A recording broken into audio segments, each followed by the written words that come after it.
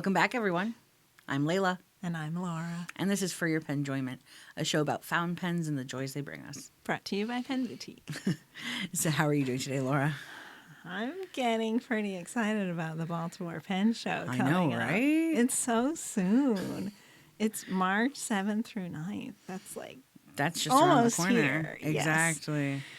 I'm really looking forward to seeing all my favorite people again and talking to our reps, Right. getting to know, all their new products that they're going to be showing Absolutely. and telling me secret little things that I can report back in my vlogs and on our show. Of course. Meeting new people and just being immersed in the whole thing. I just love being there the whole time and just The Philly cool. Pen Show really kicked it off for Pen Show season. I had such a good time then. Yes. I'm hoping to have an equally good time in Baltimore. Yeah. Really excited. Mm-hmm. What about you? What are you looking forward to? Just that? Anything else cool? I mean, that's a pretty big thing. It's a pretty big thing to look forward to. I mean, I just had a birthday. I know. Should we talk about that or save that for the silly We segment? can talk a little bit about that. It was wonderful. You had a party. And you were there. I actually went to a party. We had a good time. We had some karaoke followed by some Korean barbecue. It was very fun. It was a good amount of the Pen Boutique family there. It was. There were a few people that couldn't come, but we had a lot of our faves. Some of them we missed, but yeah, it was really fun. It was a good time. I felt very loved, so thank you for coming. Yeah. So what pen are you using today? I got a new pen. Oh, really? Yes. So I'm working. I finished a blog. Sorry. I just finished it. A new article on comparing similar pens that are Pilot, Platinum, and Sailor brands, specifically focusing on the nibs and the writing experience. And I hadn't had that much experience with the Platinum 3776 Century. Right. I really fell in love with that nib when I tried it for the article. Yeah. And I got kind of obsessed with it, and I started looking up what all the different colors are and everything, because I just, I'm not an impulse buyer. Right. But I knew that I needed to have that pen in my collection because it's a really good nib. And just, yeah. So the one I got is a limited edition, part of a new series that Platinum is doing called My Favorite Things. And it's called the coffee jelly, which is a dessert that's popular in Japan. Nice. It's like a gelatinous, like a Jell-O, coffee-flavored Jell-O kind of. Like with whipped cream on top and a cherry on top sometimes. So the barrel's supposed to be the cherry. And the cap is like a really dark, translucent coffee. Like it's not a demonstrator, so it doesn't skeeve me out. Right. But I really like it. I really love it. That's so cool. This is something that only has 2,000 available worldwide. Wow. So it's pretty special. It is pretty special. Yeah, I really love the nib. I got a fine. And it comes with matching ink that's special for this. The ink is really incredible. The name of the ink is dark syrup. Ooh. Because that's like an ingredient to sweeten this dessert. Yeah. It's so pretty. It goes almost perfectly with the barrel. The shading is really nice on it. I really love it. It's just the combo of the colors. Just it looks really confident and calm. I think, and it makes me feel peaceful and joyful and connected to good memories from the past, which I think is what the whole favorite things idea is about. So it's That's special. lovely. I really like it. I'm really glad I got it. Oh, I'm so happy for you. Thank you. So you have a pen that kind of matches, actually. Kind of matches. That's Look at right. that. They complement one another very well. The barrels are very similar. Yes. I have my Pilot E95S It's in so the special. champagne and burgundy color. Also a fine nib. I sadly have neglected this pen. It's one of my favorites, too. Yeah, it's such a good writer. Once I started using the Hobonichi and I realized I needed more fine nibs in my life. Is yours a fine? It is. It dawned on me that this was a fine. So I'm surprised you bought a fine. I put Yamabudo in there, and I got to work. Perfect. Yes. It's so perfect. It's been a delight to write with. Oh my gosh, that's Very happy wonderful. with It's such an elegant and beautiful and special pen. The burgundy plays so well with the champagne color, the gold details. I just love it. Oh, I'm happy. It's Me great too. when you have a pen in your collection that you love it, but you haven't used it in a while, and it's there, and then you rediscover how much you love it again, and that happens. That's been the best every part. Once in a while, it's so cool. Mm-hmm. Agreed. So, So we've got an interesting topic to cover we've today. got a big episode today. We certainly do. This is pretty exciting that we're going to be doing this. Can I tell the people? Please do. So we were asked to teach the Fountain Pen 101 seminar at the Yes. Baltimore, Washington International Pen Show coming up. Yes, I find this to be such a great honor. I do too. This is exciting. I'm really excited, especially to be doing it together. Exactly. It's going to be really special. So we intend for this episode to be a piggyback to the seminar. Yeah. We're going to put it out a day or two before the pen show. Mm-hmm.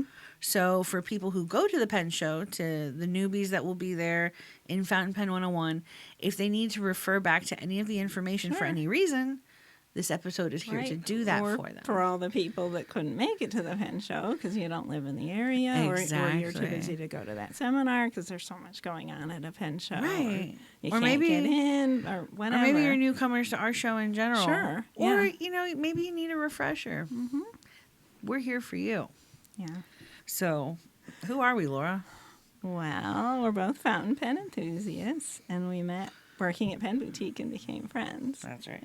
You people might know us from the Battle of the Pens on Instagram or from this show for Your Penjoyment. That's right. I also write Pen Boutique's blog, which I'm really proud of. I really enjoy doing that. My favorite part is being able to express my passion for fountain pens and inks through my writing and photos. And you do it so well. Thank you. Yeah. So we're going to be covering basic fountain pen info. Mm-hmm. Nothing too in depth. We're just getting our feet wet in this video. Right. This is basically for new people to the hobby. Exactly. But you might learn things even if you've been in the hobby for quite a while. I mean, there Agreed. was stuff in this information that I didn't actually know. Yep. So it's a valuable bunch of information. And we need to thank Jesse Tannenblatt for this. He used to teach this class. He taught it for many years. He didn't want to do it this year. He had too much on his plate. Right. He asked us if we would like to take it over.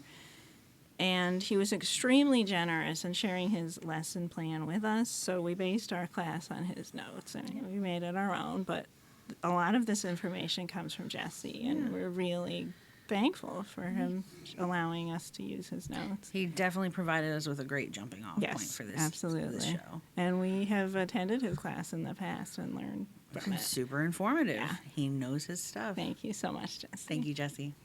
We're here to answer the first question. What's that? What is a fountain pen? What is a fountain pen? Okay. So a No fountain idea. pen, right? I wonder. So a fountain pen is a writing instrument that contains a supply of ink which continuously flows to the nib. Okay, yeah. So pens with nibs that require dipping as they are used are commonly referred to as dip pens. Right. Fountain pens are not that because of the continuous flow. Right. Now, some people that come into the store will call a fountain pen a calligraphy pen. A fountain pen isn't necessarily a calligraphy pen. That's kind of a subset of a fountain pen. Correct. Fountain pen would be the umbrella term. A calligraphy pen would be an example of a fountain pen with a specialized nib to help get those line weights. So how is a fountain pen different from a ballpoint or a roller ball? Yeah. So both ballpoints and roller balls deliver their ink to the page with a rotating ball at the bottom. And pressure is required to engage the ball to write on the paper.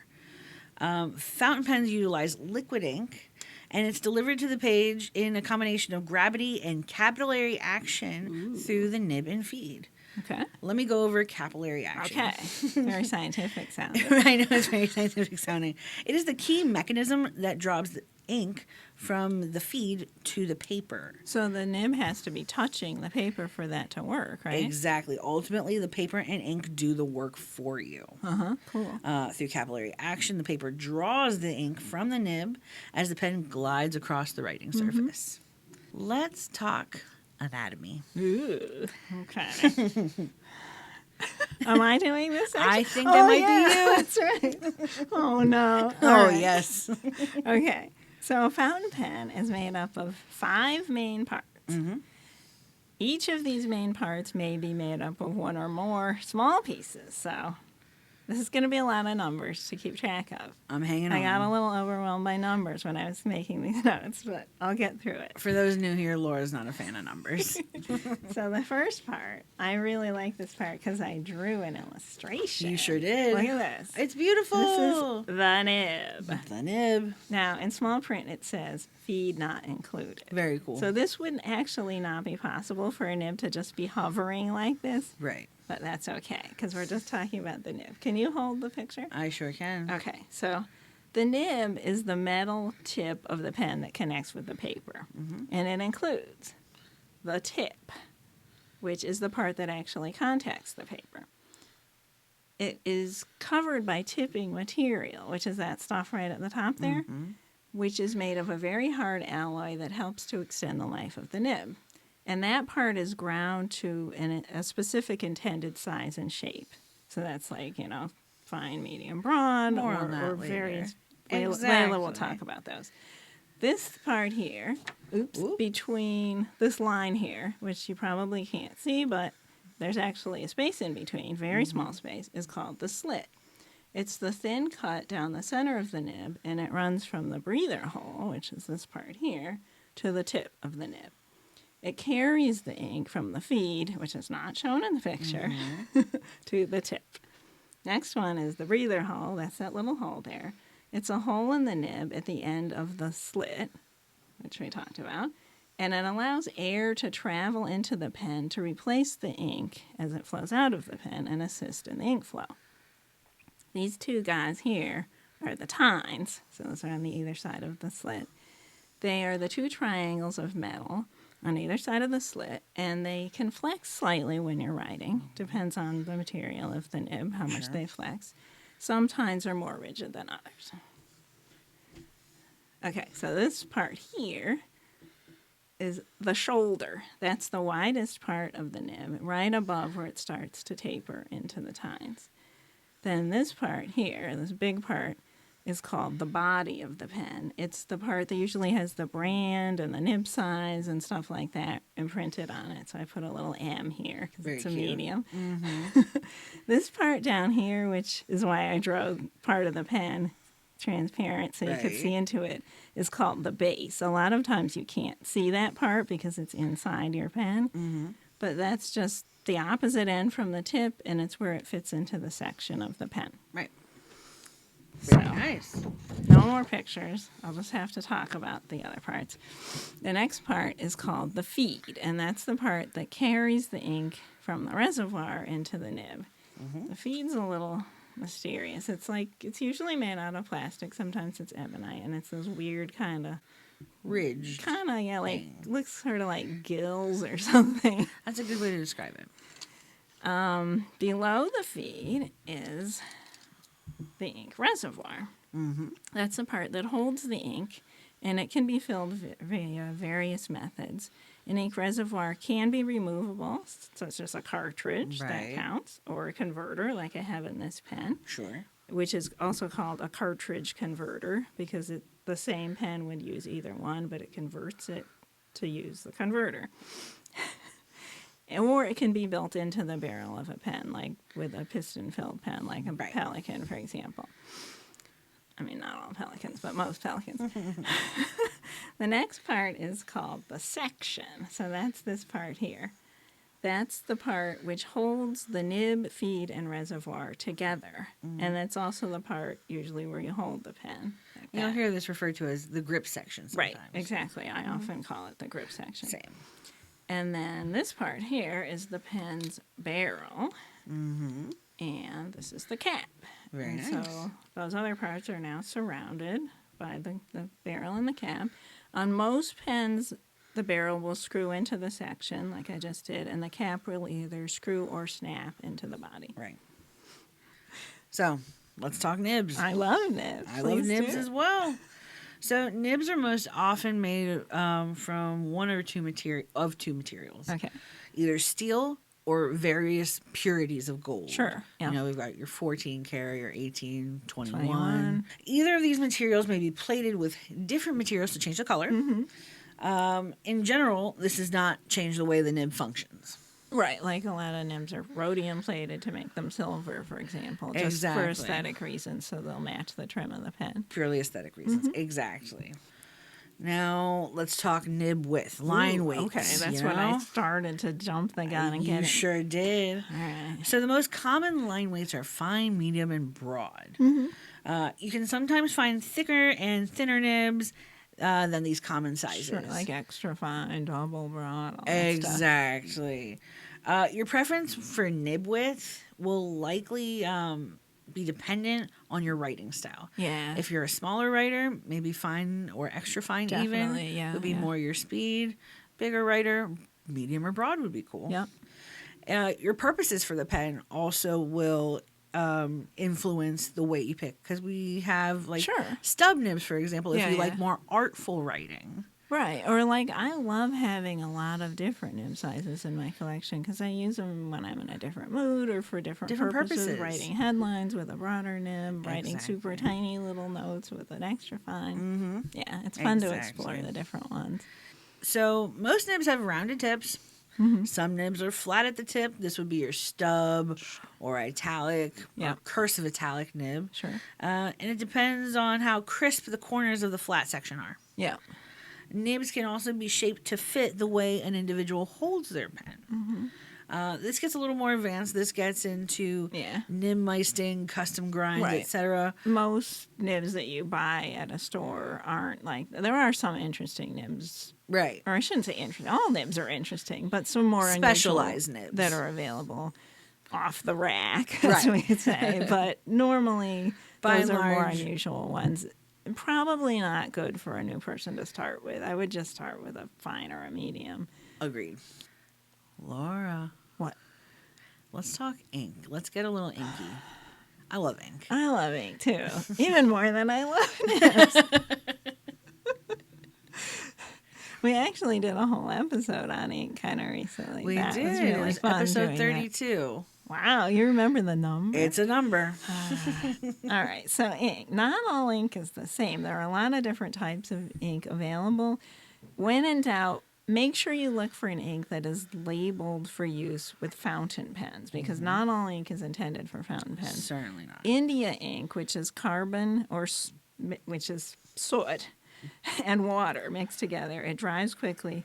It's nearly impossible to clean once it's dried inside a pen, and you should never use that kind of ink in your fountain pen. No, please you don't might make that see mistake. it like at a craft store or something. It's only intended for dip pens. Don't put that in your fountain pen. Exactly. A dye-based ink is typically your safest choice. Most inks that you buy for fountain pens are dye-based. You have almost an unlimited amount of colors. It's like amazing. If you walk into Pen Boutique, there's walls of just ink. So many inks. Never imagine there's this many colors. And that's part of what's so fun about using a fountain pen. You know, when you're using a ballpoint, there's a few different choices. Right. Fountain pen, it's like anything you want. Anything goes. Yeah. So another type of ink is pigment inks. Those are made out of tiny little nanoparticles. Okay. And they bond with the paper and become very water resistant. If you use a pigmented ink, they're a little harder to wash out of your pen than a regular dye-based ink. So don't allow them to dry in the pen, and don't use it in a really expensive pen. Right. But they can be nice. They're cool. I use them, and they are really water resistant. The permanence of them is very I like nice. them a lot, especially if you're going to be like doing art. You might want to use them for the lines, and you can go over them with other ink or with watercolor or that type of thing. It won't run. Exactly. So Or official for documentation. certain purposes. Things like But most of the time, you don't really need a waterproof Resistant, ink. right. that's kind of overkill in most cases. But for certain purposes, it's nice. Nice. Another type of ink that is very waterproof are iron gall inks. They're made out of ferrogallic compounds, and they darken when exposed to air. They can be very acidic and corrosive if left in a pen for a long time, but modern ones really are pretty safe. Like the early ones, because that was an early type of ink before the modern type of ink was invented. The modern formulas... Wait, let me flip. The modern formulas are safe to use in most pens. It's cool when you use that type of ink. As it darkens, the color is going to change. Like it'll start out bright blue, and then as it dries, it turns into like a blue-black color. Right. So it's really fun to watch that happen. Again, people use them when they want things to be especially permanent.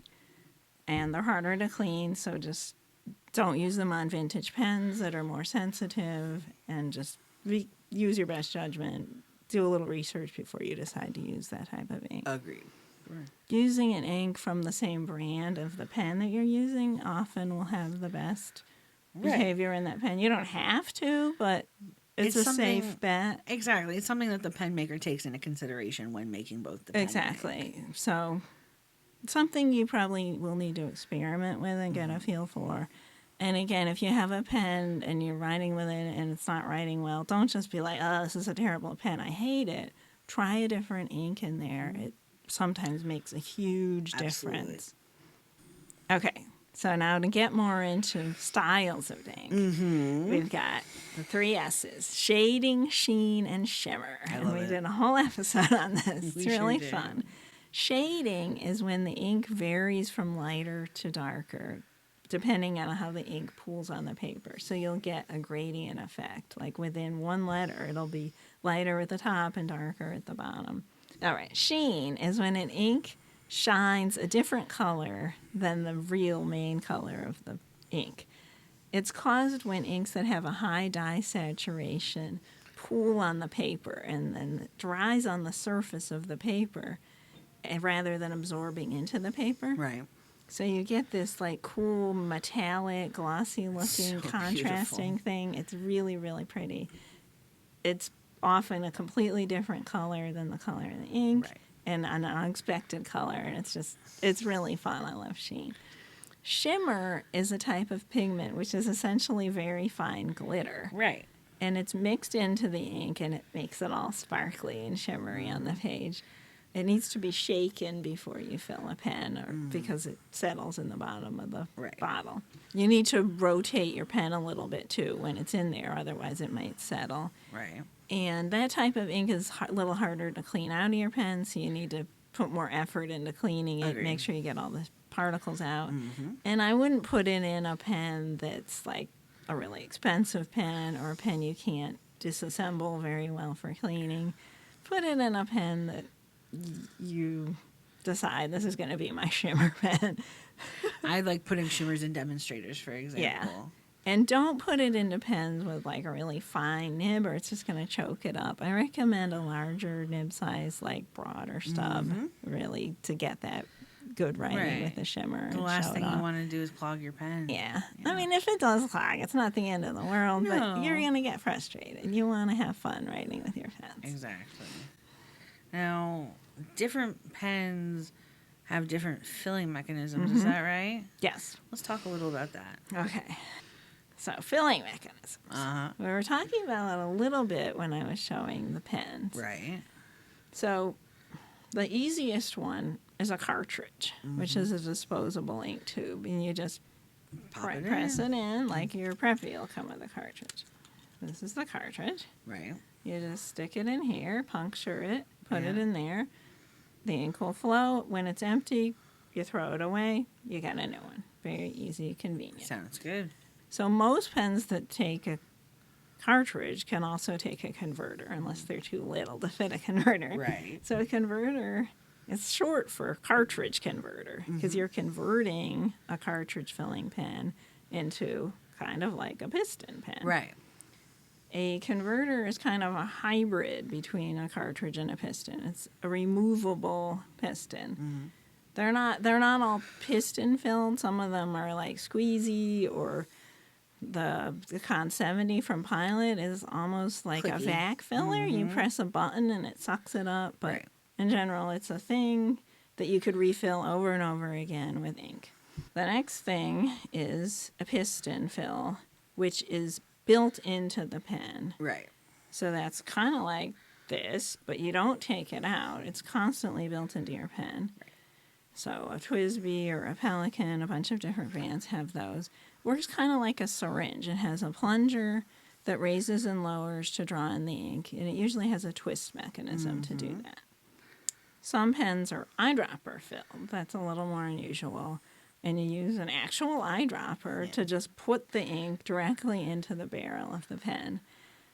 This type holds a lot of ink usually because the barrel's a lot bigger than a little thing like this. Oh, yeah. I mean, imagine it goes in here. The whole barrel is filled. The capacity for an eyedropper pen is fantastic. Yeah. So if you write extensively, that might be the right filling Sure. mechanism for you. So with that type of pen, you need to have an O-ring between the section and the barrel. Otherwise, it's going to leak. Exactly. Also, they have silicone grease and etc. You know, it needs to be totally watertight. Right. You can't have stuff leaking out. But that's pretty cool. Mm-hmm. A vacuum, also known as vac fill pen. Oh. So it's kind of like a piston filler, but instead of having a piston, it draws ink in and out with a plunger. So you push the plunger and it creates a vacuum inside the pen. And when the plunger gets right near the end, the barrel widens a little bit. And so this built-up vacuum just goes, and it sucks it in. It's like They're rushing. pretty cool. Yeah, it's really neat. Okay, one more type that I'm going to talk about briefly. Sure. Most modern pens don't have this type, but some people might have vintage pens.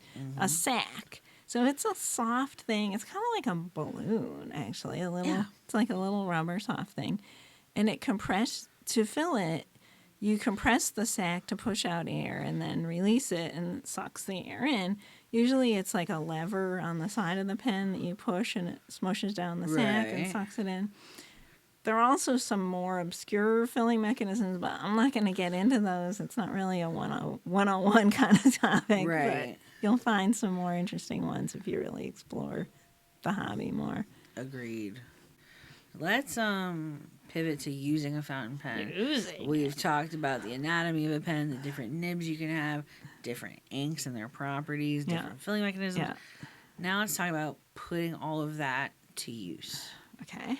So the best thing about a fountain pen, it requires no pressure from the user. Very important. This is the most important thing to remember and one of the hardest things for many people to learn. Right, because you're so used to pushing down when you use a pencil or a ballpoint. Exactly. A properly functioning fountain pen should work under its own weight. You do not need to exert any pressure on the pen in order to make it right. If you do, there's something wrong with your pen. Yeah. Yeah. Yeah. What were you doing just now? Let's tell the All people. right, so I'm holding it at the end, Mm-hmm. and I'm just like pulling it across the back of my hand. Your pen should be able to write like that on a piece of paper. No pressing down. If you do this and you feel like a slight tickle, that's about the pressure you should be doing. Right. If you feel you're pushing down and you feel a scratch on the back of your hand, Too much. that's too hard. Mm-hmm. You really don't need to push at all. Exactly. So, many people who have perfected the art of writing with fountain pens feel that not needing to exert pressure when writing means they can also write more comfortably for longer. Yeah. Fountain pens, in my opinion, may also serve as a comfortable alternative to people with joint issues or arthritis and who find gripping a pen, rotating the wrist, things like that difficult, as they require no pressure to use.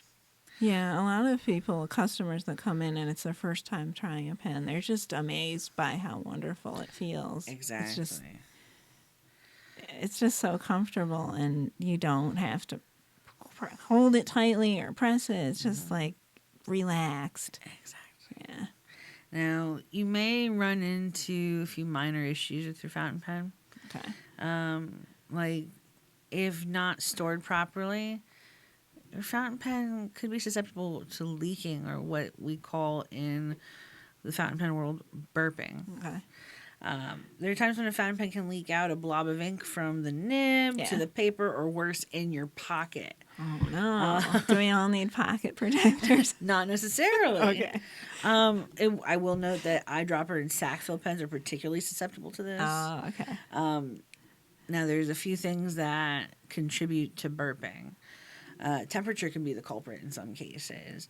As the temperature changes, it can cause air in the pen to expand, pushing out some of the ink. Okay. A tip for that would be, don't hold a full pen in your closed fist for an extended period of time. Oh. The heat from your fist transfers to the pen, expands, etc. Good thing that's not a full pen. There you go. Also, don't leave your pen in an area where there's temperature fluctuations, like your car, for example.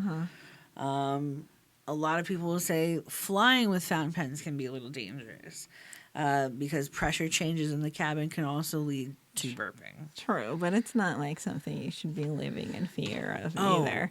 No, not at all. No. There's ways to remedy this. Yeah. It's best to fly with a pen either completely empty or alternately completely full, to avoid having a large air pocket that will move with the pressure changes. Yeah.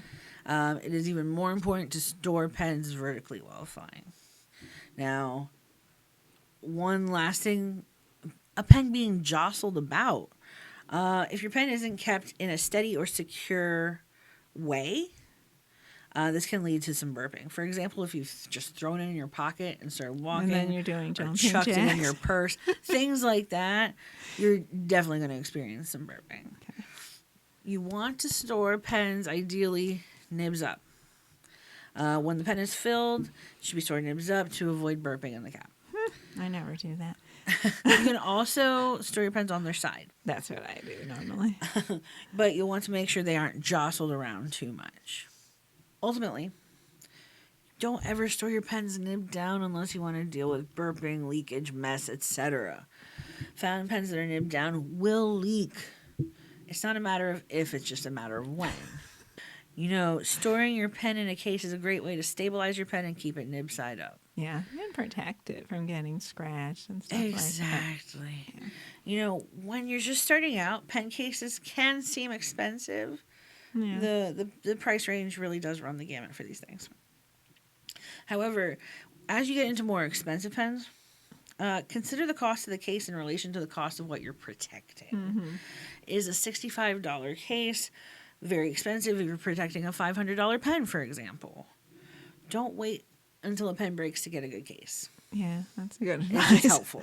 Right. Exactly. Yeah. Now, I'm going to talk about something that can seem pretty tedious. Tedious. Oh, But no. for me, as a pen owner, collector, enthusiast, it can bring me to a very zen place when I do it. Oh, okay. It's kind of like an offshoot of self-care in a way. All right. Cleaning your pens. Oh, yeah. Okay. I see where you're going. You're going to want to clean them as either part of regular maintenance or between changing colors. There's a couple steps involved. Your first step is you want to discharge all of the ink in the pen. Where do you put the ink? Down the drain. You never want to reuse ink. Right. That can cause problems like mold, bacteria, etc. getting into your ink supply. Yeah, like a lot of times I will do this right over the sink. Exactly. But make sure when you do it to have like a thing in the drain of your sink. Just So in case the ink falls. In case the nib falls out, you don't want your nib going down the drain. Nope. It's really that would be bad. heartbreaking. So, yeah. Exactly. Step 2, we're going to rinse or flush the pen.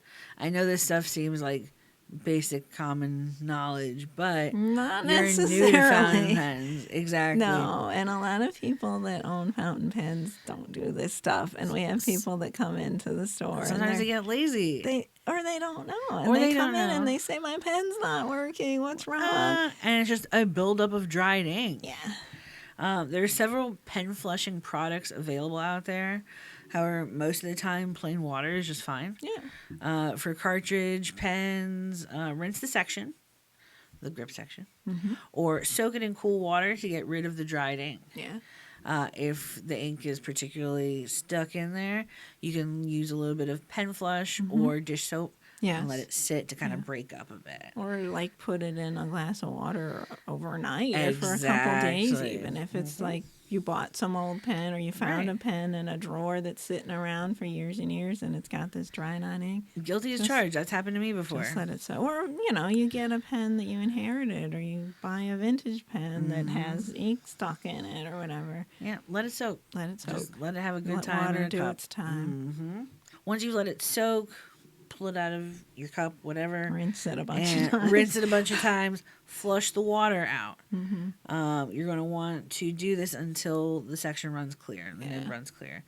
My favorite thing, this might become your best friend as a pen collector. What? A bulb syringe. Oh, yes, definitely. A little kid boogie sucker. Yeah. I hate to say that, Buy but it's them true. at the drugstore. Get them at the drugstore, wherever. Yeah.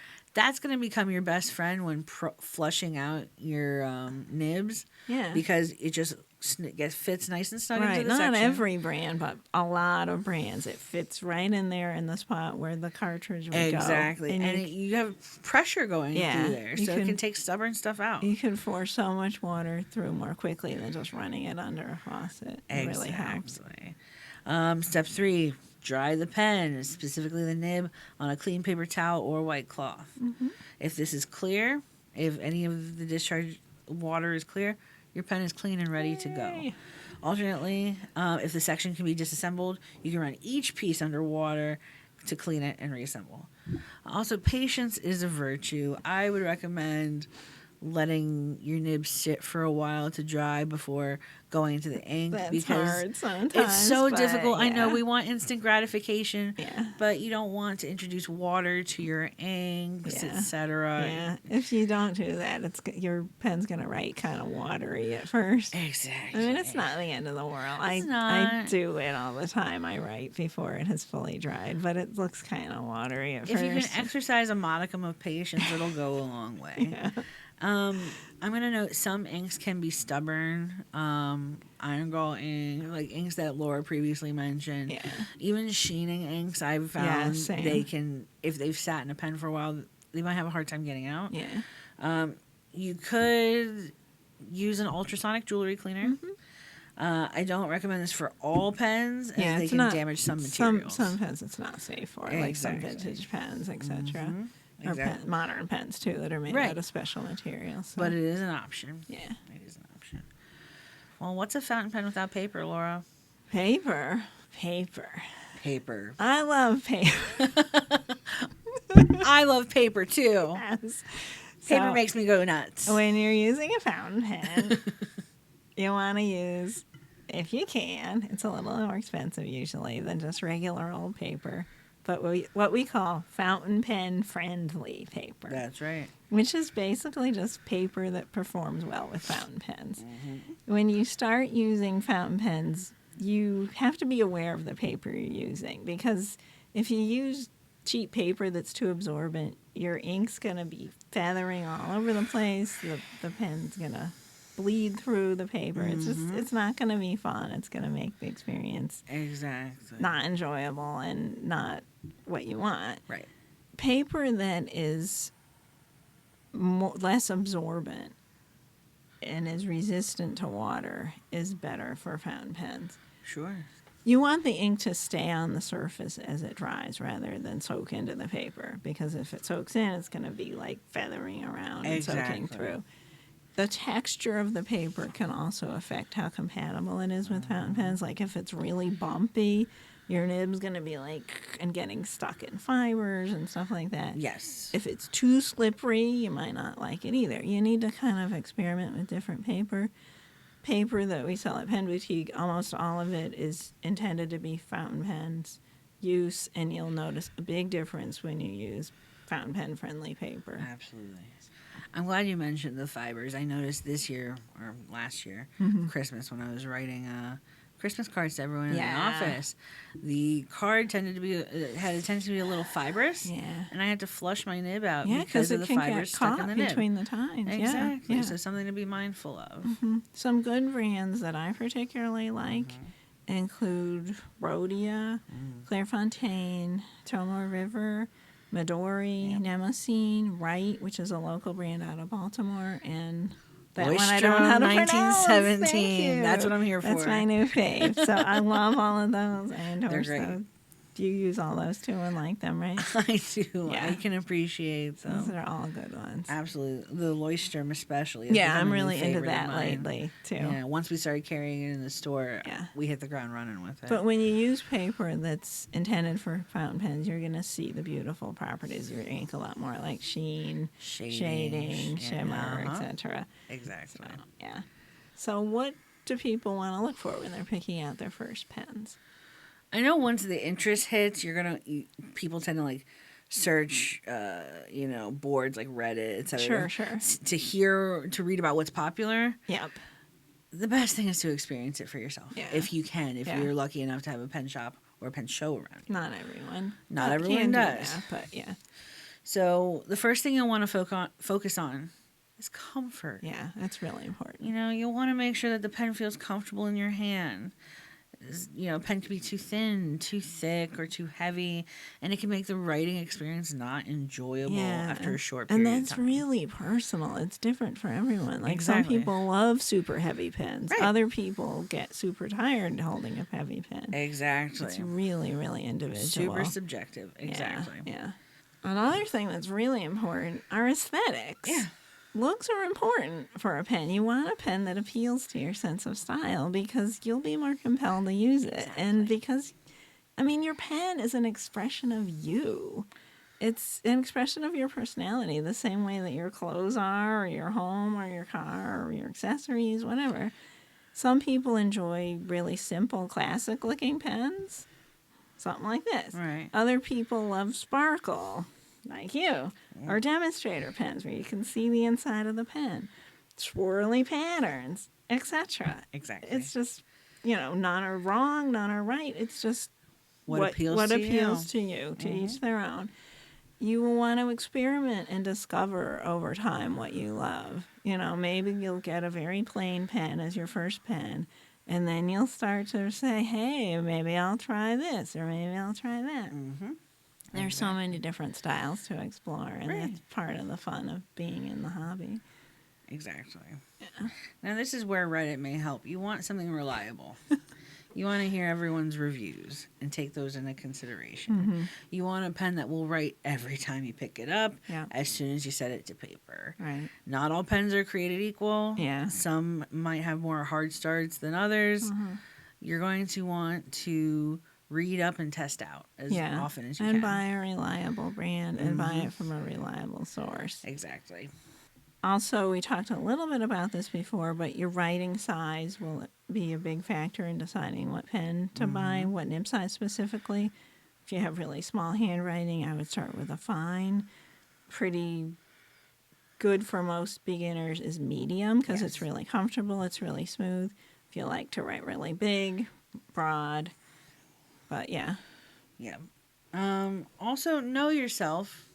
Ease of care when it comes to picking out a pen is really important. Yeah, We recommend something that's easy to fill and clean. sure. Sometimes vintage pens like that have particularly like lever fill pens. Yeah. They're notoriously difficult to clean out and keep in top working order. Sure. If you get more advanced, it might be cool to try that kind of pen, but probably not a good choice for your first pen, or it could just be frustrating.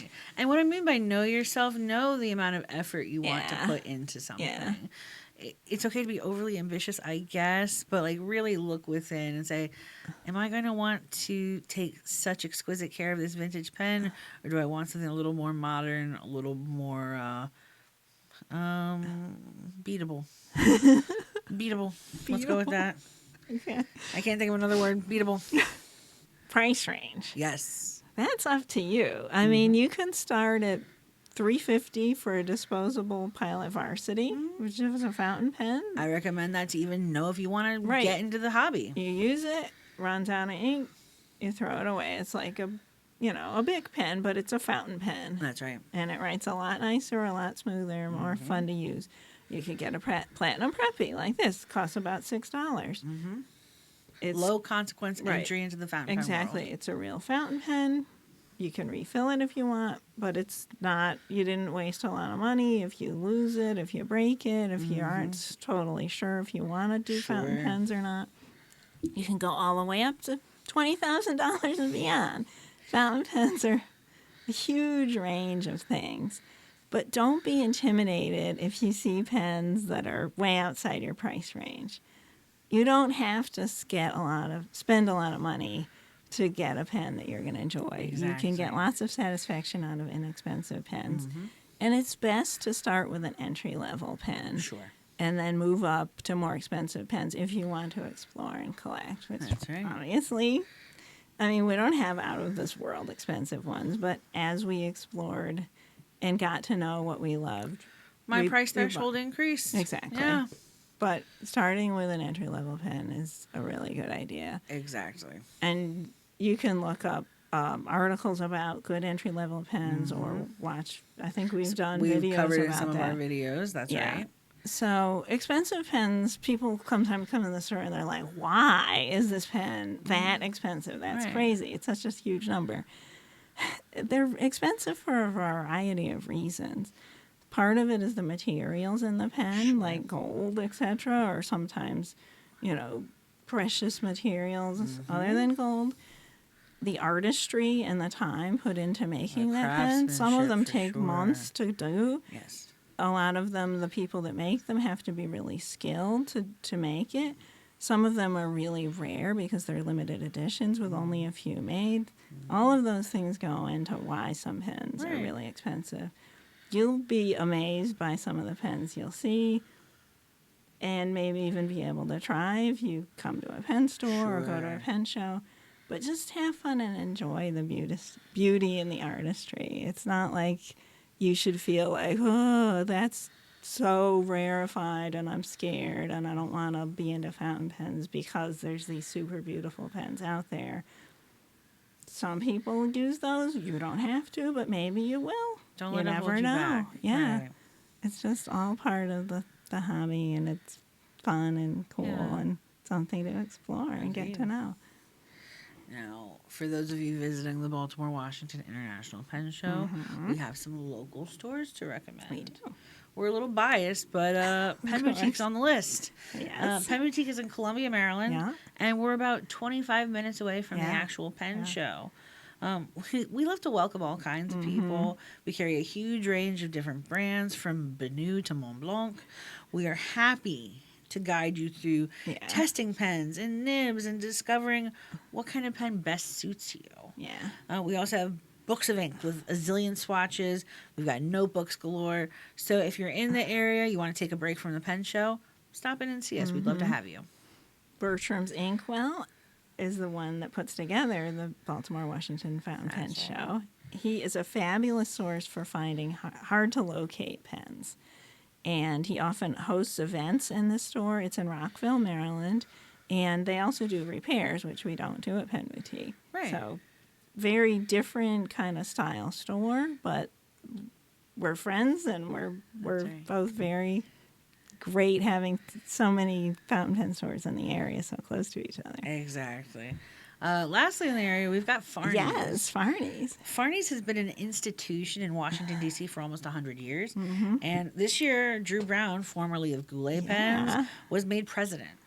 We're happy for him, and we're excited to see where Drew takes Farney's. Yeah. They'll be moving into the Willard Hotel, which was really where their cool. original location was in 1929. That's a really cool location. It really Yeah, is. I'm excited to see what happens with Oh, Farney's. absolutely. So that is the long and short of Fountain Pen 101, ladies. Yeah. So this was kind of a dry run for our seminar. I hope our seminar goes smoothly. I would like that. I'm excited to do this. Yes, Thank I'm you pretty for excited to watching, meet all the everyone. people. Yeah. It's going to be something. Yeah. I'm looking forward It's to a it. lot of information to take in, Right. but So if you don't get it all in on this pass, watch the video again. Look up different resources. There is a Fountain Pen 101 resource that we can share in the That's link right. to this video if you want something written down. Yep, and there's tons of great videos online put out by Sure. Penjoyment and other people. I've written a whole bunch of blog articles you can read. There are a lot of really good resources online to learn more about fountain pens. The knowledge is there. You just have to access it. Yeah. Okay, Leila. Ah, We need the silly segment. We skipped the silly segment last week. we did. Silly segments are very important. Being silly is very important. Absolutely. And you know what else is very important? What's that? Celebrating people's birthdays. I guess so. I guess. So we did a special birthday questionnaire for my birthday. That's right. That means you have to be subjected to the same questions. Fine. Are Bring you it ready? on. I am so Are ready. you ready? I'm so ready. Okay. Question number 1. What pen model is closest to your age? Now, a lot of pen models have ridiculously high numbers. So the true. pen model closest to my age is the Pilot Custom 74. Okay, fair. It's an overshoot, but it's the closest Overshoot. number I could come up with. What if you reversed that number? That would be that would even be pretty closer. close to your That's age, right. too. Exactly. We're within a decade at that point. All right. Next question. What pen would be your ideal birthday gift? So I couldn't think of just one, per usual. course, That's of kind of my course. deal. Can't think of just one. So I kind of tiered them Platinum in. preppy? Sure, if you want to give me a preppy. No, Can you at that's least for- that's for the bedazzle it or class. something? That's for the class. That's I'm for the not giving that class. to you. So I arranged them as attainable or slightly attainable, Okay. and then aspirational, and then dream pen. All right. So to kick it off, Yes. we've got the Pilot Rod and Vanishing Point Ooh. in Rod and Galaxy. Okay, so that's the real sparkly That version. is the real sparkly version. Okay. It just catches my eye. So I love everything about Rod, and Yes. the sparkle just gets me. I think my favorite one is the stripes. I think you one, like the right? I like stripes, the yeah. stripes one. But I can It's see you beautiful. with the round one. Speaking of Rod, I mean the round galaxy. the aspirational one is the Platinum Inzuma Rod and Galaxy. Of course. Love that pen. I've loved it since my first day here. Yes. I want that pen so badly. And then Complete Dream Pen. Beyond that. Yeah. Oh, I bet I know. Can I predict? Sure. I think it's the David Oscarson, Heinz Christian Andersen pen. It certainly is. I love it. Yeah. And then most recently, I was introduced to this one. This is Beyond the Dream Pen. Beyond the dream. This is like, you must be joking, girl. Okay. This is the Namiki Emperor Rakucho birds. Rakucho birds. Yeah. As soon as I saw that, I'm like, oh, Really? hello. Oh, those lovebirds. They're I could lovebirds, see you with exactly. that. It's a beautiful pen. It's a beautiful pen, and I love the cherry bark texture on that. It's really cool. I'm afraid to touch it, so I'll take your word for it. I have a fear about I touching the touched really it. expensive pens in You the know store. me. I touched You had to. probably a little too much. All right, next question. Next question. This is a fun one. If you had to have a pen-themed birthday party, a pen brand-themed birthday party, what pen brand would you choose? So this was super easy for me. Really? Benu all the way. Oh, of course, real sparkly. Oh, yes. The world needs more razzle I dazzle, could and see Benu this. delivered. Yeah. So how would this party be conceived? With a So Benu I was theme? thinking everyone should take on a theme in terms of Outfit? an outfit Okay. related to any of the Benu Euphoria. They're so colorful. They're so sparkly. Okay. Some are swirly, some are not. Not a talisman. It has to be Euphoria.